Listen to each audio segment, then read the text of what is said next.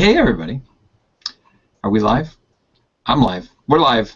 Hey everybody, welcome to Game Audio Hour number 111. It is our weekly podcast. We discuss all things game audio, from creative ideas, the latest techniques, project experiences, to audio secrets. Here's where you find your in-depth coverage and opinions related to game audio. Mike is back from the land of Scots. Edinburgh, as they say. Edinburgh. Yeah, good to be back. I had a blast. I was at the Fringe Festival, or as they call it, the Festival Fringe, because it originally was a group of rebellious theater directors and producers who set up shop at the fringes of the Edinburgh Festival. So it was considered the fringe of the festival, and somewhere along the line, that became the brand name. So now we think of it as the Fringe Festival. That makes sense. Nice. What did you see that was awesome? I saw a lot of shows. The Fringe in Edinburgh is the largest performing arts festival in the world. So it's just the whole city becomes one big showcase of plays and musicals and comedy and music performance. The Puddles the Clown from Postmodern Jukebox was walking around. I actually passed by him on the street, which was a surreal experience because I don't normally walk past 8 feet clowns, but that's the sort of thing that happens. And it was a blast, and it's a city I really like, so I look for any excuse to visit. Oh, that's awesome. Vince, have you been to Scotland? I have. I was actually in Scotland back in 2014, and that was kind of fun. It was sort of a little bit of a speaking gig over there as part of the Edinburgh Film Festival. Oh. And it was actually really fun. Did some hiking, encountered beautiful weather and beautiful people and wonderful sights. I really am rather envious because I want to go back there sooner rather than later. Let's do it. Let's set it up. Let's do it right now. Yes, let's go into the Game Audio Hour coffers and see how many tickets can we get. Half? A quarter? Nearly one. It says here that a ticket to Scotland is going to be $546.12. I have got the $46.12. You guys got the rest. All right. Maybe they'll give me a frequent flyer discount since I was there a week ago. Just now. There is quite a bit of game development, actually, in Scotland. There's a community, I think, near Aberdeen. I may be getting the city horribly wrong, but there is a growing and thriving game dev community in Scotland that I think gets quite a bit of support. And if you go to GDC, you'll encounter a number of people from there making their way westward for the big hubbub. I'm down. Let's go. Definitely. So, so we had a number of topics, but now we don't know what we want to talk about. What do you guys think? What's been going on in the news? What's been going on in the news? Well, game news. Anything interesting? Well, I've been playing some games. I've been playing some No Man's Sky lately. I have regular I guess I got audio-related topics for a little bit later, but yeah, what's No Man's Sky like? Well, No Man's Sky is pretty interesting. There was a lot of hype about this game.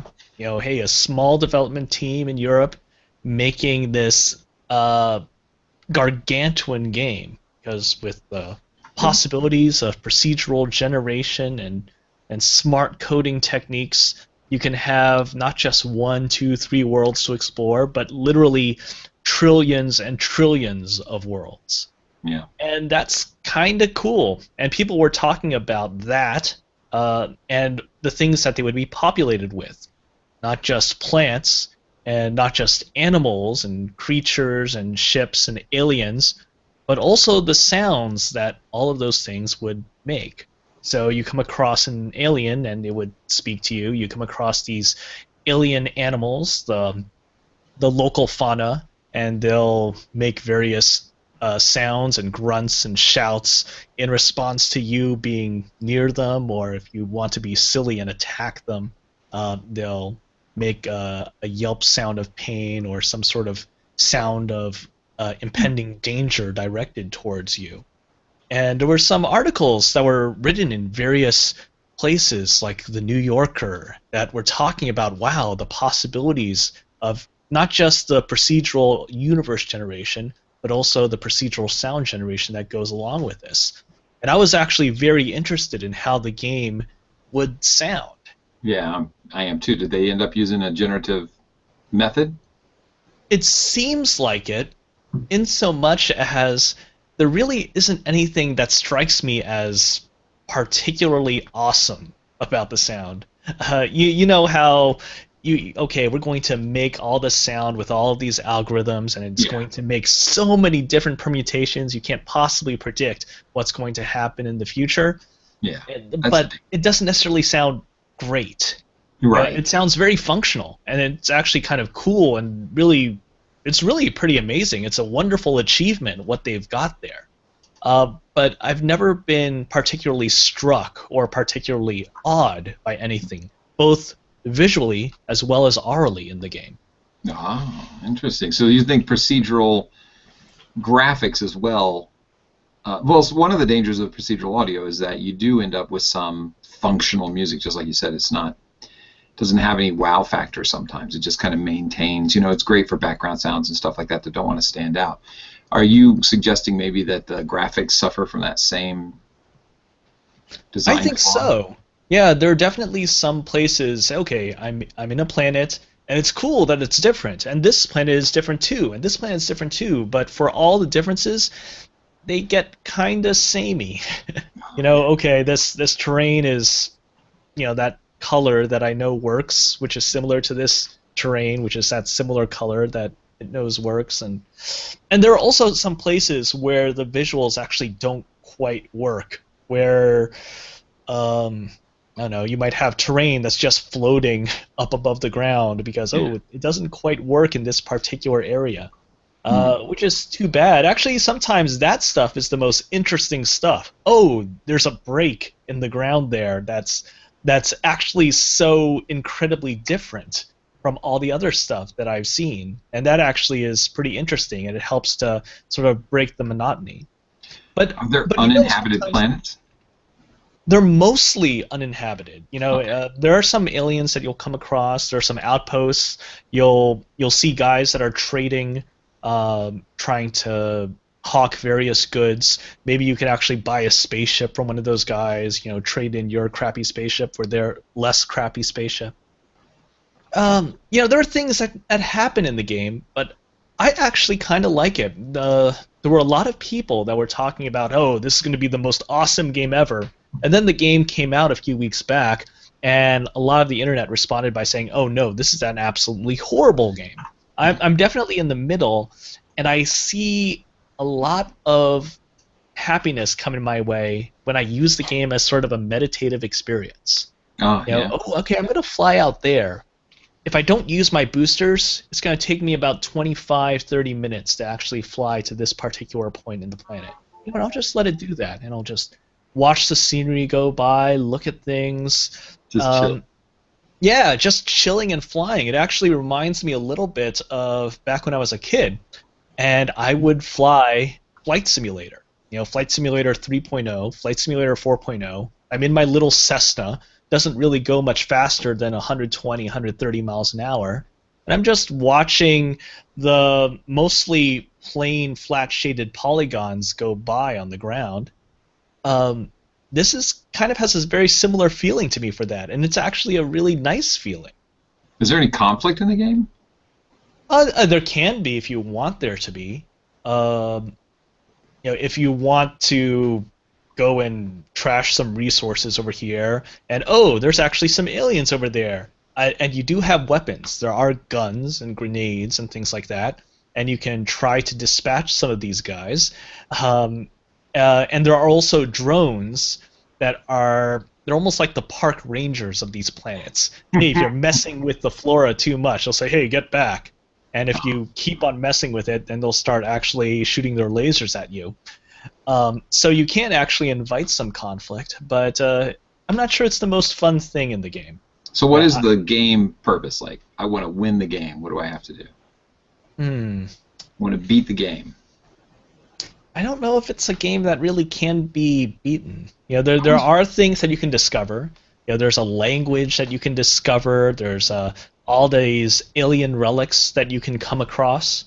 There's various bits of what feel like alien epic poetry, I guess. Hmm. And I guess discovering those things is really the purpose of this game, and Okay. it is actually kind of fun to come across them. Is it just to get like achievements or something? I mean, like imagine Civilization. You can win in a few different ways, and one of those is to do a bunch of discovering, and then it affects your culture, and then you start influencing the people around you. Hmm. Does it have that same kind of feel to it, or is it just fly around and discover some stuff, and we'll open up some achievements for you on your Xbox or your PlayStation? I mean, Yeah, that's pretty much it. It does do that thing where, the screen gets even more letterboxed, and it will say, oh, you've traveled this many miles. Okay, that's kind of cool. And then maybe 3 hours later, it tells you, oh, you've traveled this many miles. I think when I think about games like that, and I remember going. I think Mike was with me. Mike, were you with me when we went to what is it? The Independent Game Conference. What is that? Oh, Doesn't sound familiar. well, it's there in LA. They have indie games. It's outside. Is that subsumed in another conference, or is that an entire conference on its own? That's all on its own. It's popular. I just can't think of it right now because I've been up since 1:30 a.m. That's a true story. Oh, wow. I am tired as shit. Anyway, the indie game conference. It's in LA. Let's see. 614, note to self, bleep that out. Oh yeah. Is that a bad word? It's not here. Oh, yeah. So anyway, I saw a game that was like that. It had no purpose, and the guy got so mad at me. I really wasn't being belligerent. I honestly didn't know when I walked up because you naturally walk up to a game and you go, "There's a goal. What's the goal?" And he was like, "Well," and it's funny if he would have just said, "There is no goal. It's an experience," then I would have been like, "Oh, okay. I'm going to go to another game." But he didn't. He wanted me to stay in place. So he was like kind of trying to introduce things as if they were a goal. Like, well, you can fly around. I'm like, well, what am I going to do that for? And games like that don't appeal to me because when I'm playing a game, even meditatively, I never actually, like if I went into it and said I want to relax and just do something, I would play something like Civilization or like Diablo or something, because that's relaxing to me, is just go beat the crap out of stuff, things explode.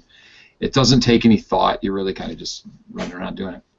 Mm-hmm. Civilization's not fair. I got to think like that, but I do meditate on a different level. I get so involved in the spreadsheets and charts that I might as well be meditating. It feels so enjoyable. But if I'm just going to fly around and discover something, I get bored. I start thinking about things I could be doing. And games like that don't appeal to me. Oh, you can name things, for all these quadrillion yeah, you can, when you discover a planet, if you're the first person to discover that planet, you can name it. So if you want to have Kyle's planet or Kyle's outpost on Kyle's planet, and you know how hard it is to name a band? Can you imagine trying to name a planet? That sounds like what? It reminds me a little bit of those services that allow you to name a star. Where you pay $200 and then theoretically some star out there is named by you. Welcome to 2000. I remember those days. And you own property on that star, by the way. If anybody wanted to somehow magically live there. Have to pay property tax. I find that I get really bored with games if I don't sense intentionality. To draw an analogy, you know how when you're listening to game music and you haven't figured out where all the loop points are yet, assuming there are loop points, and it's fresh and new, and then you hit that moment where you're like, oh, I see, yeah, okay, I know exactly where it's looping, and there's this kind of static sameness to it because the game, in a sense, has run out of intentionality. You're sensing the limits of where people put in time and effort to put their brain towards giving you new content. They just said, we're going to play that same old music forever or until you leave the level. So to draw an analogy to that, as soon as I hit a point in a game where I realize the creatives are no longer pouring their intelligence into crafting the experience and they're just letting the algorithms do the work, I kind of fall off the game. I get a little bit detached from it. And I think that happens. I didn't actually play No Man's Sky, but I sat with a friend and watched him play for several hours, and I sensed that. Wow. That's worse. No, it was cool because I could actually observe the game without having to deal with learning the controls and feeling that panic because your guy's about to fall into an ocean of acid. I could just sit back and kind of grok the experience. And after a while, I thought, okay, well, it's really, really impressive and kind of dull at the same time. Oh, like our show right now? I never said we were impressive. Man. Well, Vince, I'm glad you're playing No Man's Sky. Sorry, Mike, I interrupted you. Go ahead. I'm That's sorry. pretty much it. That's all I've got. I like that the game is so boring that you sat and watched somebody. It's like you hate yourself. Well, it's more interesting, I think, if you're not sitting and trying to deal with the inventory system and go drilling for aluminum. I love the message of this game. It's like this is undespoiled universe at your disposal, and the first thing you're going to do is just plunder every planet for its natural minerals. Yeah, like you're blowing up scenery the second you set foot on a world. It's a great message. You know, when I was in my 20s, that's when the NES came to America. That's how old I am. And my mom would watch me play Maniac Mansion. Do you guys remember Maniac Mansion? I do. That was so torturous because I'm just trying to go places, you know.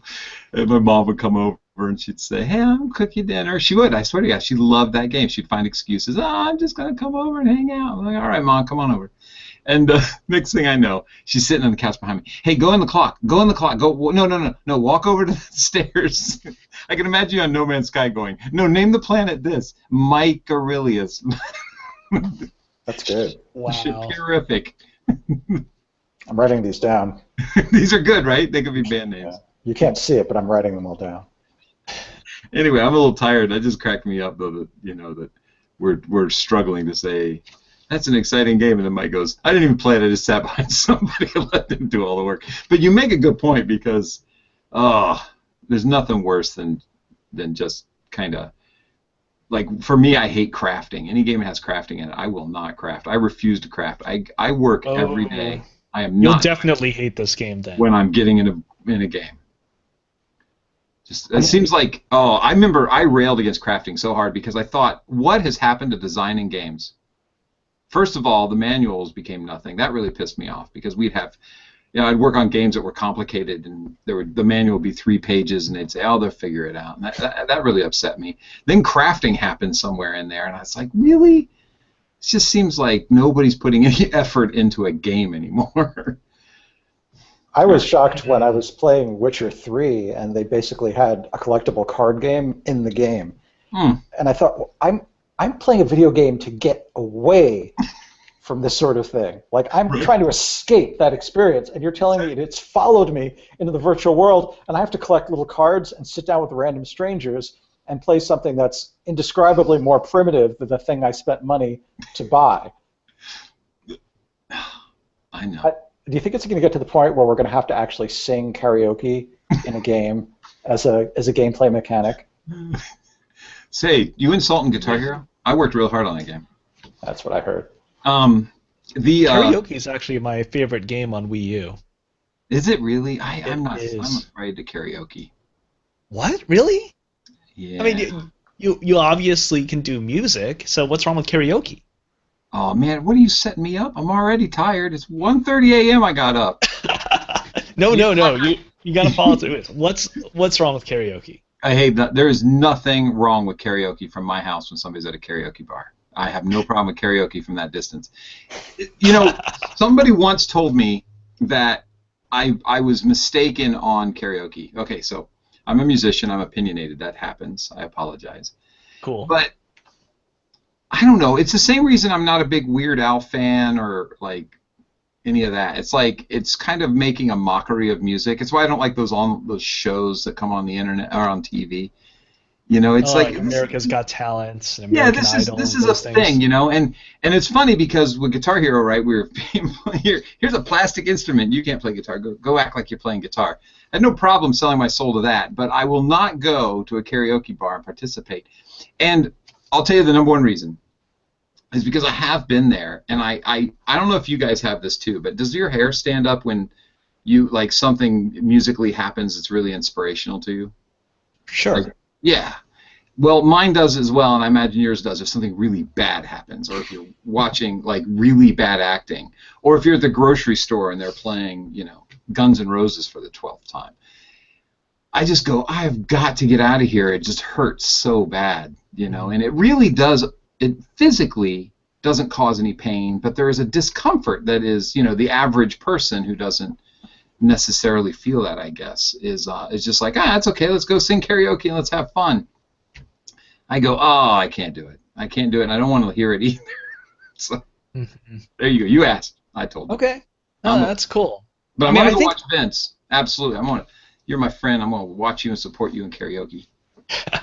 No, I think this is actually kind of related to the crafting thing. With how games have been moving along these days. Karaoke is one thing, crafting is another thing. I actually am very scared at what those two might combine to form. But I think they're kind of similar from the perspective of where does the game actually lie? What is, in fact, the end state for the game? And in a lot of older games, that end state was something that existed as a change in the state of the game that you're playing. And I feel like a lot of modern games, they're really not caring about that. And they're wondering if instead it's going to be a change in the state of you, the player. And there are some people that actually address that from the art game, indie game space, where, okay, what can I do emotionally? What can I do in terms of introducing a particular philosophy to these players, or doing things like news games? Hey, let's make a game that is about one thing, but in fact, when the player plays it, it's actually about the state of drone warfare, or things like that. Mm-hmm. And then that ends up creating a change in the player. And then there's more trivial sort of changes in the player. Karaoke is one of those things. Okay, you start out doing a karaoke game, like the American Idol game, or if you're playing Band Hero or whatnot. Yeah. Yeah, you start out as, I'm not really a good karaoke singer. Oh, now maybe I can actually keep pitch now with these songs. Mm-hmm. And the game really doesn't change. It's just about you, the player, changing. Right. And I think that's a thing that's there. The whole crafting system thing as well. The crafting system never changes. The world changes, but it's not very meaningful changes that happen in the world of something like Minecraft. It's constantly changing. It's constantly evolving. But how meaningful are all those changes, even in aggregate?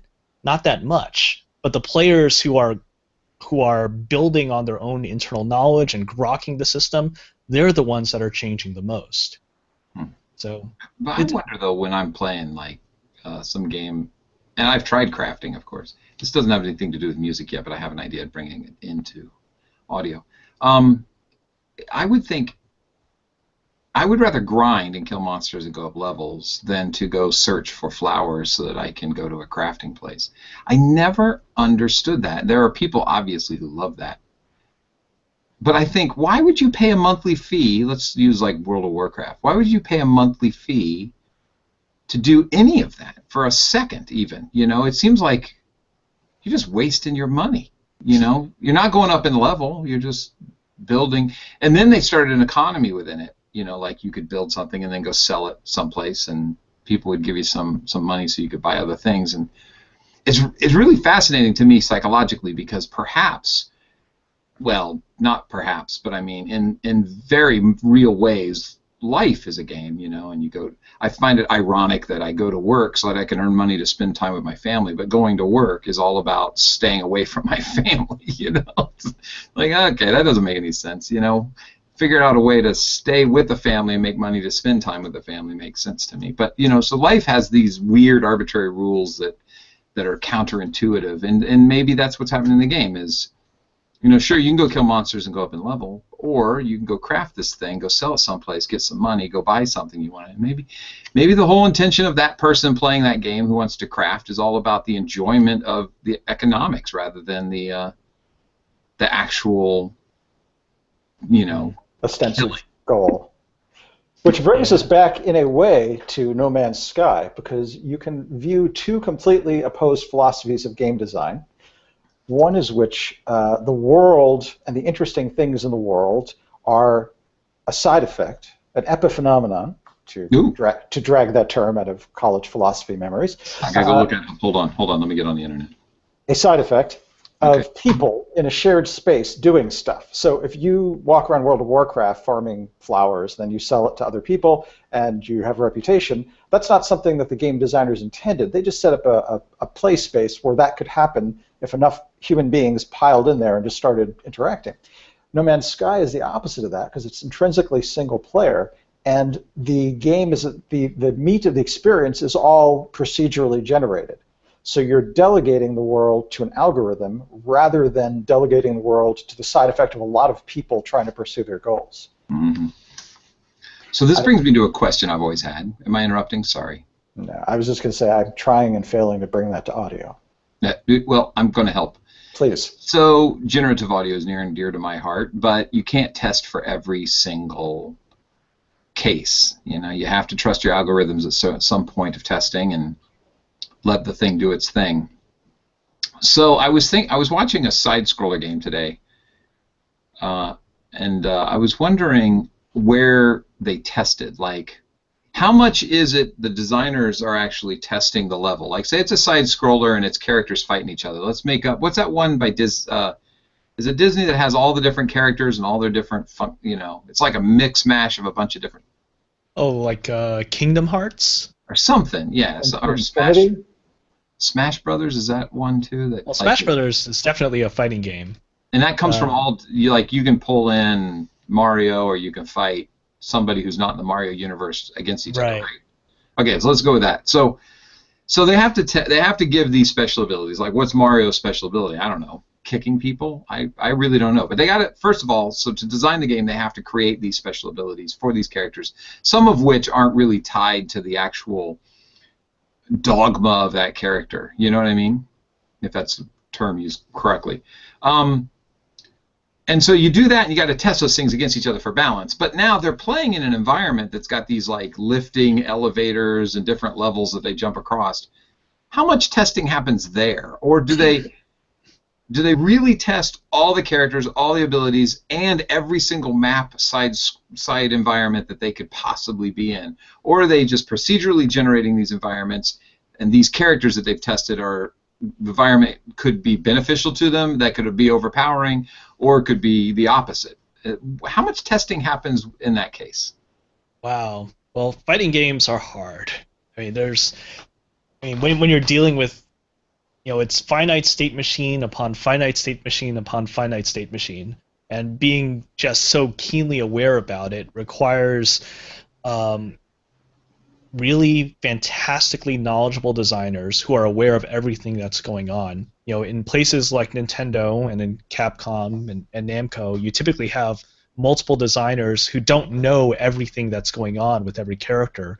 Often it's just they only really know a whole lot about just a handful of these characters, and they understand that those characters can be balanced against each other or balanced against some reference character, but they're often not sure about how well they are going to face off against someone else.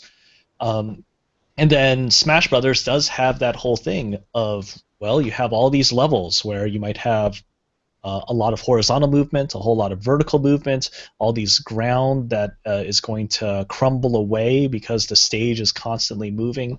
They're going to be testing the I'm not going to use some word. The shit. Yeah, they're going to be testing that out of it. Yeah, they're just going to be constantly doing that.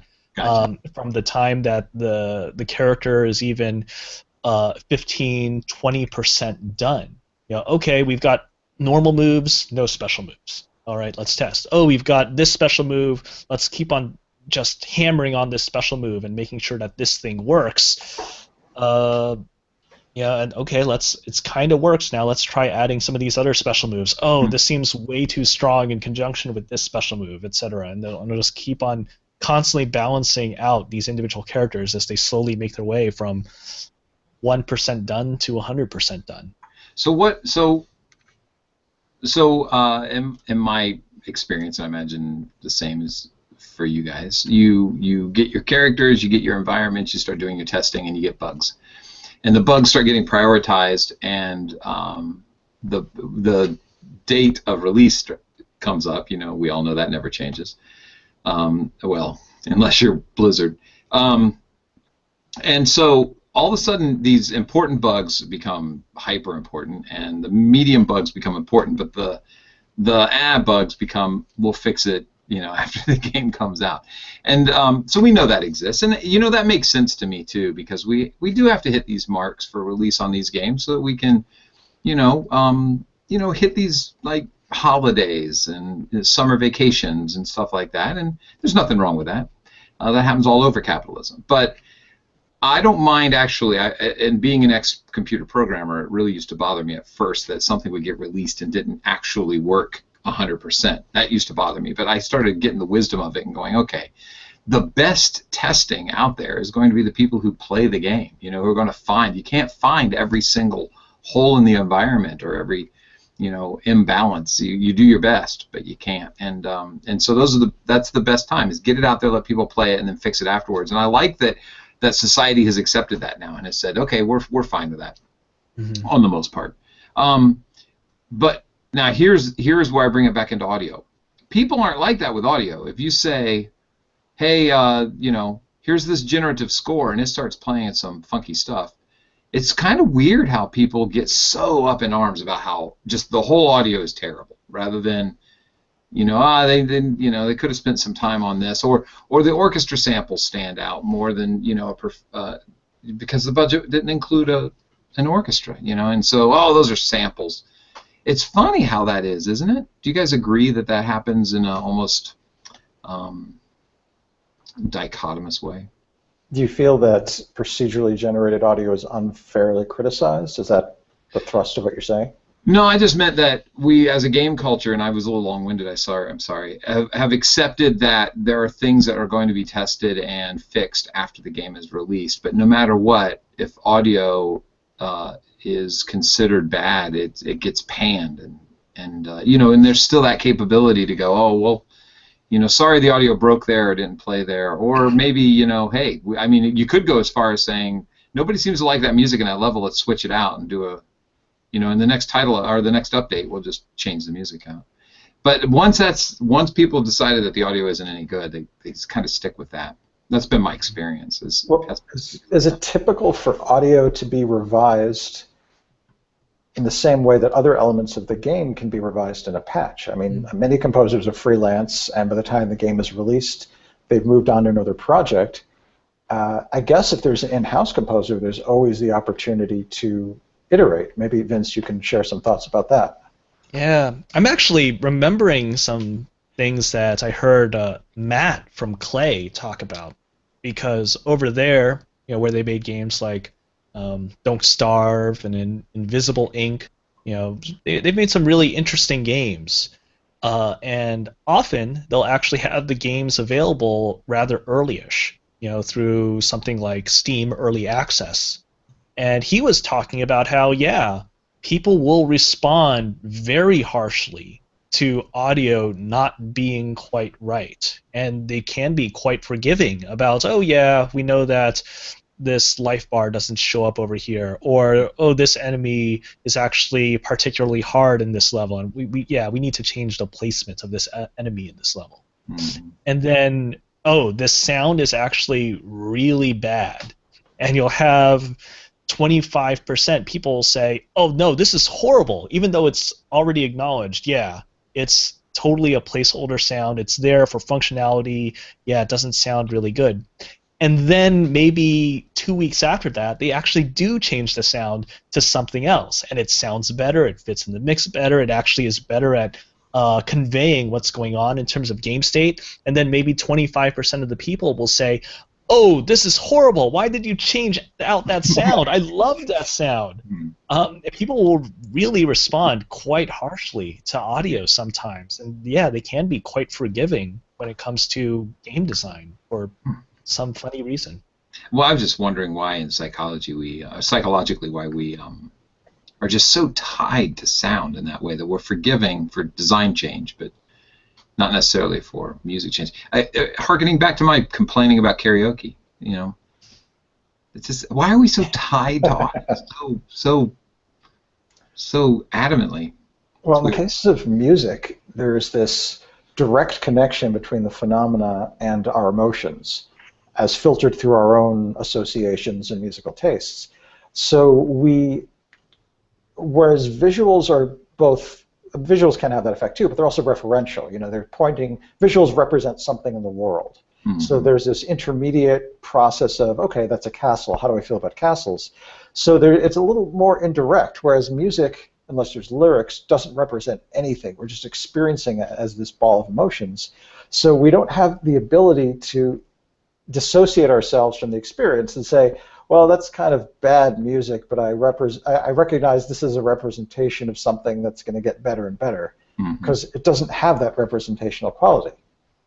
Sound design does to some extent, because then I think we're more forgiving of bad footstep sounds than we are of a bad score, even if we're told that there's another iteration coming. Yeah, interesting. Hey, with that, we should take a break and thank our sponsor, Isotope. Thank you for covering the show.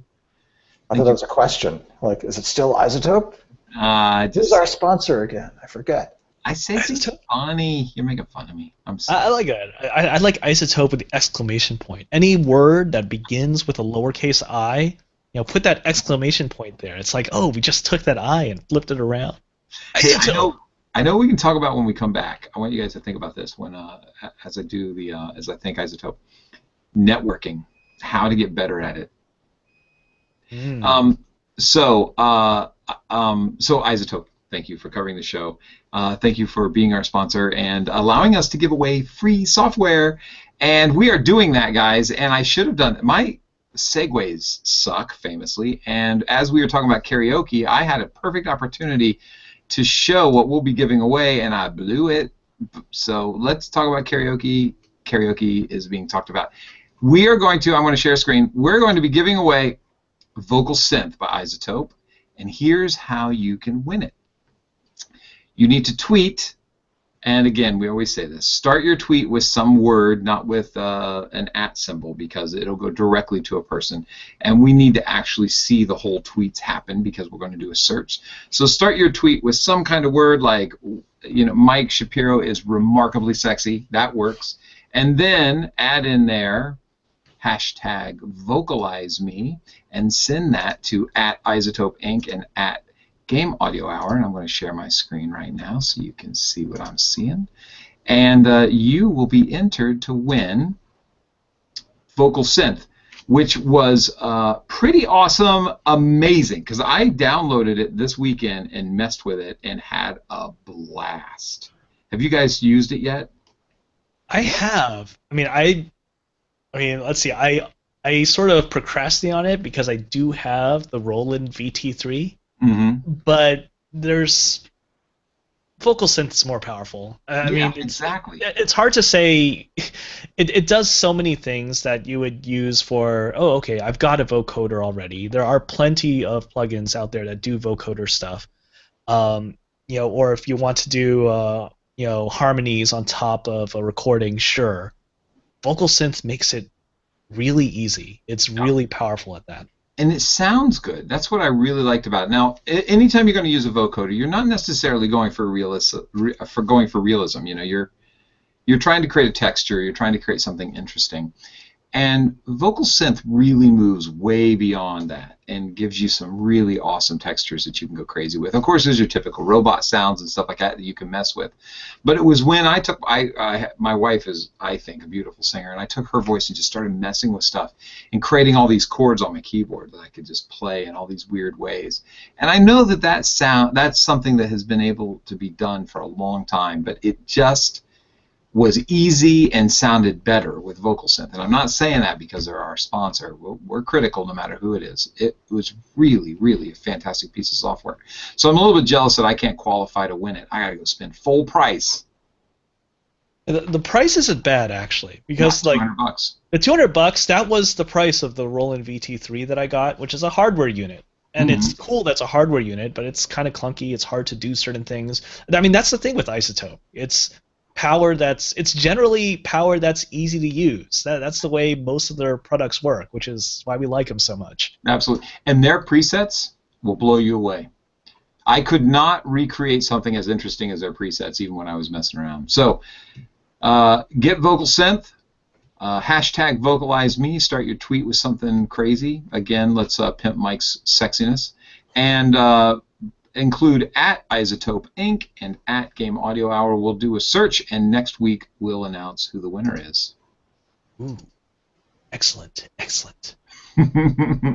So thank you, Isotope. All right, guys. So I want to start this topic off. I can't believe that I didn't think of this earlier. So I'm traditionally a fairly shy dude. As I've gotten older, I've gotten to realize that, and I think this is important, but it doesn't really help to say it because people all go through these experiences in their own time. But as I've gotten older, I've realized I really don't care to be shy. It's like, what good did that do me for 40 years? So you're going to go into karaoke? No, yes. I'm not doing that. I mean, I have quality of sound that I want in my ears. Okay. Yeah, there was a friend, and he's one of the hosts of the show when he's available, Matt Pearsall, who really taught me how to network. That guy is amazing. He has no fear. He goes up, he talks to people, and it results in usually, if nothing else, a fantastic conversation, a lot of fun. He made a new friend. And I think Matt has really propelled his career through his ability to just not be shy and just go up and have fun and talk to people. And so I was trying to kind of quantify that into a list of things because I've adopted the Matt Pearsall school of networking, and I think I do fairly decently. I have a lot of fun. And I think the number one quality, and I want to see what you guys think about this, is that once you don't care about what people think about you, because I'm slightly overweight, I'd like to look perfect and wear great clothes and present myself in the George Marino style of awesomeness. That's a Gerard Marino style of awesomeness. But that's not going to happen for me, so I have to accept who I am. And I think that is the number one key to being good at networking, is saying, I'm okay with who I am. I like the way I look. I like my points of conversation that I can contribute to, and if I find somebody that I can talk to that has that I share an interest, through the subject matter with, then that's fantastic. And when you go to a game convention, you're surrounded by people who love the same stuff that you do. So just go up and have fun. And I know a lot of people fear, and we fear for the show in some ways, that we're going to bring up a subject that might be controversial, or we may have an opinion too strong in one way or the other. And I tell the guys all the time, have those opinions, because there's nothing wrong with that. People don't release great games. There are people who don't release great software, and we need to help people avoid, the bad, and also direct people at what we consider the good, but also say that perhaps it's just our opinion of what good is. So when you go to like GDC and you're talking to somebody, be okay with who you are, man. It's awesome. Just be who you are. Go up there, opinions and all. The one thing I say is, start that conversation in a very positive manner. Don't go up and just start slamming the game industry and all these games that you've been playing lately. But, go up there positively and talk about stuff, whether a person's standing at a bar. What's great about GDC is that if you shoulder up to the bar at the W, I guarantee you're standing right between people who love games. That's because it's GDC, it's the W. You can talk to anybody. You don't have to worry about that. Now, if you go to Philadelphia during GDC and muscle up to a bar, you're probably not going to find somebody who's interested in games. So you're already surrounded by people who have like interest, have a positive outlook, feel good about yourself, and just start a conversation. That's my number one, I think, most important tip. What are you guys' number one tip for networking? Well, for me, I think that there are a lot of people that are starting out in the game industry, or actually have been in the game industry for a long time, that are like me, and that they're pretty introverted, they're pretty shy. And sometimes it goes a little bit further than that, when they're really not sure what exactly they have of value to contribute to the rest of the industry. And when you're at a place like a GDC or a game jam, or you're just hanging out with friends and they happen to have friends of friends there, you really can't get anywhere unless you really truly know that you have value and you actually have something of value that you want to disseminate. I'm talking to someone really awesome. Let's say I'm talking to, let's see. Yeah, I mean, let's say I am talking to someone like a Gerard Marino, and I'm asking him about stuff that's going on at, some new music gig that he's got. That's cool. Yeah, he's doing stuff with that.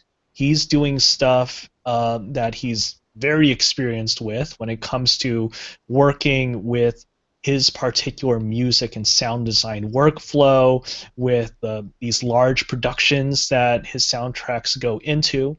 But that doesn't mean that the stuff that you have, your perspective, your particular skills, your experiences, are not of value to that.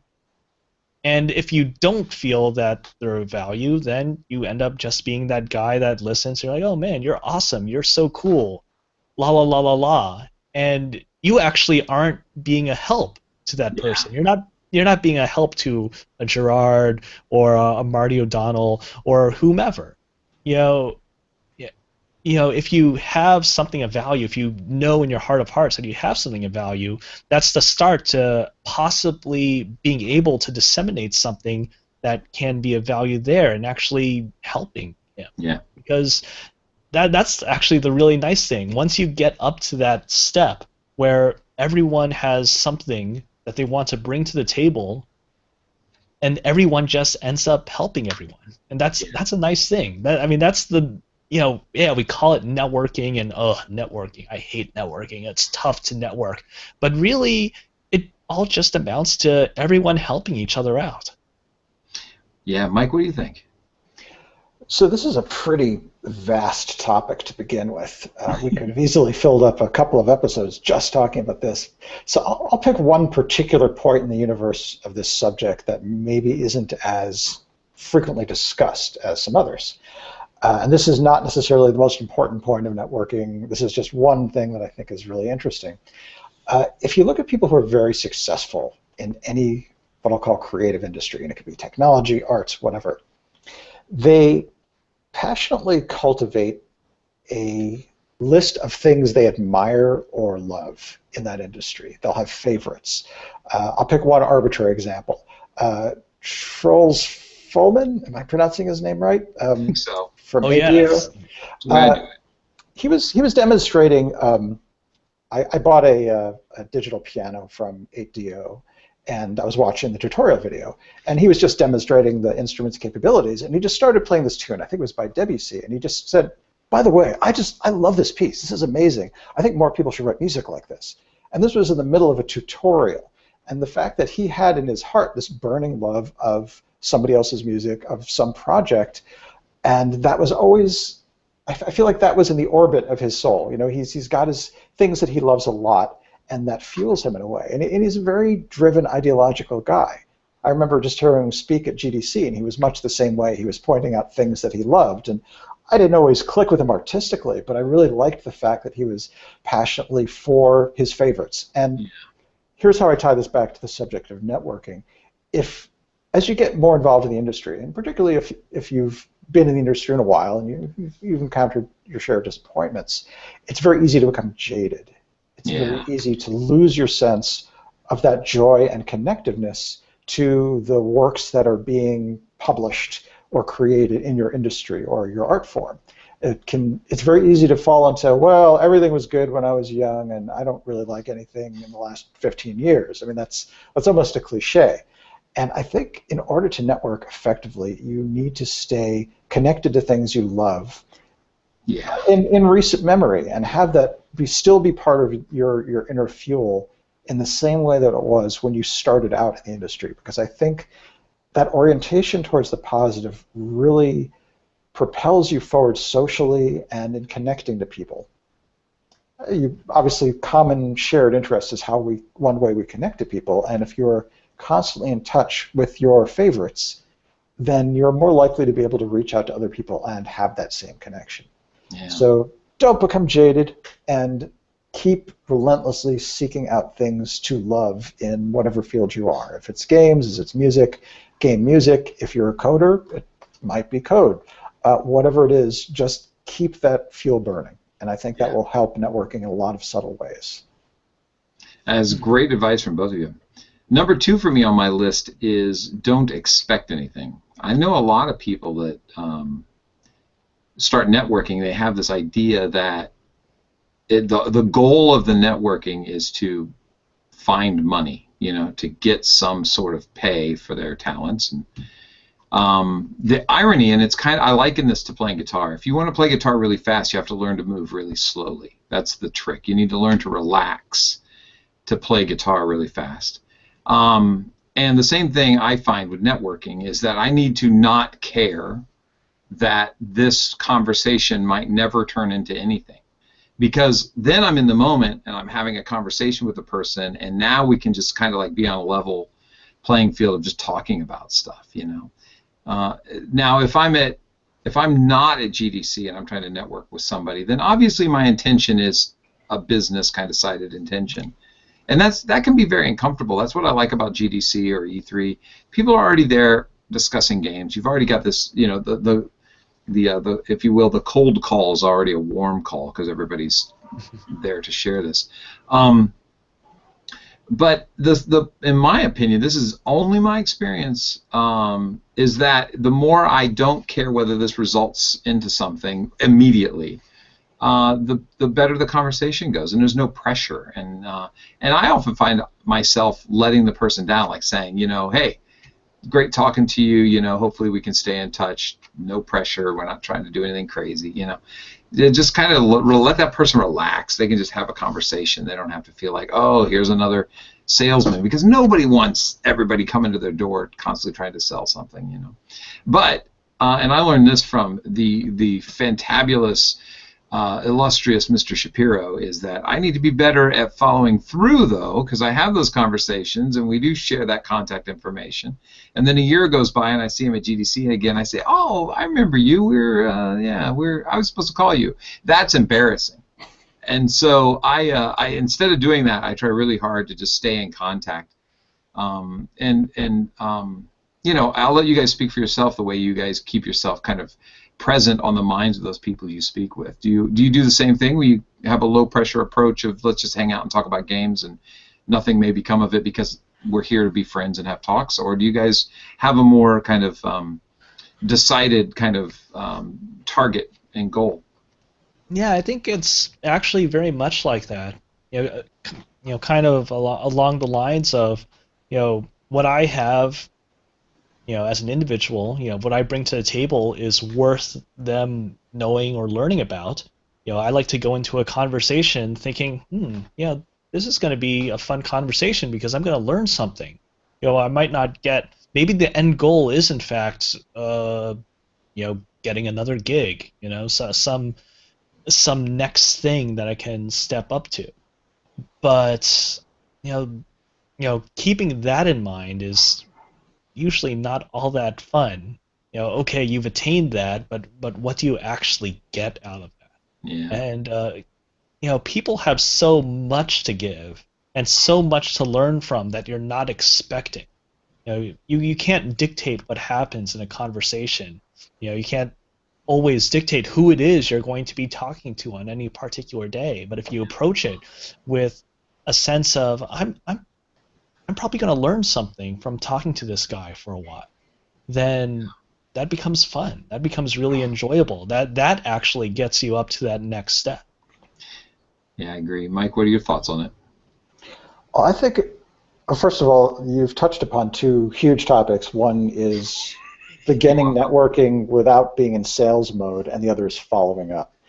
And since you've covered the first, I'll touch a little bit on practical terms in the second. It's what's an effective way for following up when you have made a connection that might lead to something in the future. And as much as I try to be relaxed and informal and just friendly on the front side, when it comes to following up, I try to be very methodical. I use a software tool called Daylight, which is spelled Daylite, which is just your standard context database. It's a native app, which I like a lot.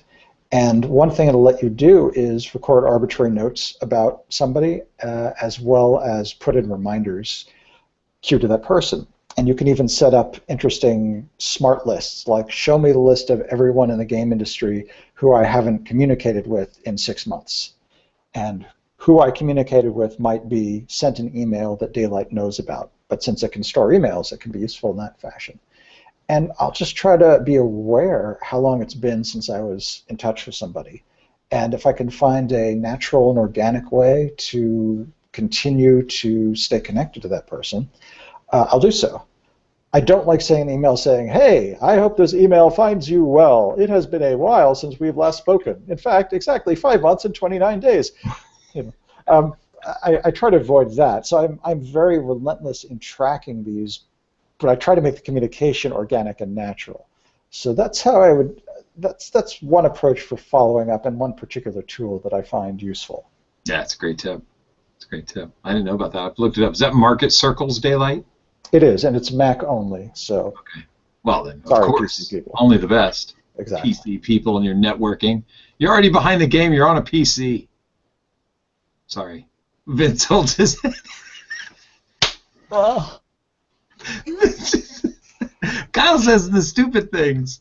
Look, if you're using a PC for anything other than games, you've already eschewed having an enjoyable lifestyle. So I don't see that the absence of one more software application should really be a dent in your side. You've already gone down the path of joy. I actually have a Mac at home.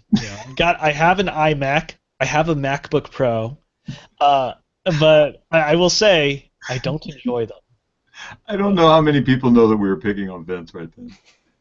Not necessarily PCs in general, but more specifically the Diamante PC. So with that, guys, it is 7 o'clock and 7 seconds.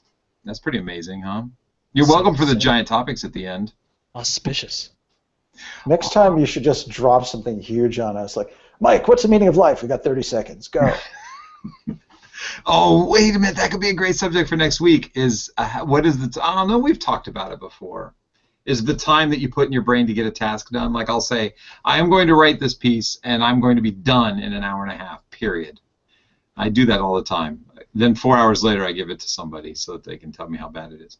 All right, guys. It was good seeing you. I'll see you next week. Don't forget to like us and subscribe and do all those things that I can never remember because I closed that window. And also, it is what is the chat? What is the? I'm sorry. What is the? Vince put it in the chat room. It is Vocalize Me. Hashtag Vocalize Me on Twitter. Remember, start your Twitter with something other than an @ symbol, and it will get around, and we'll be able to check it out.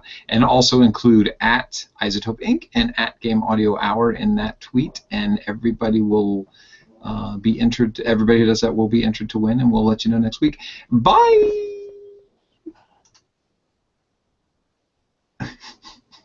Kyle, you need to turn it off. We're getting tired. I hit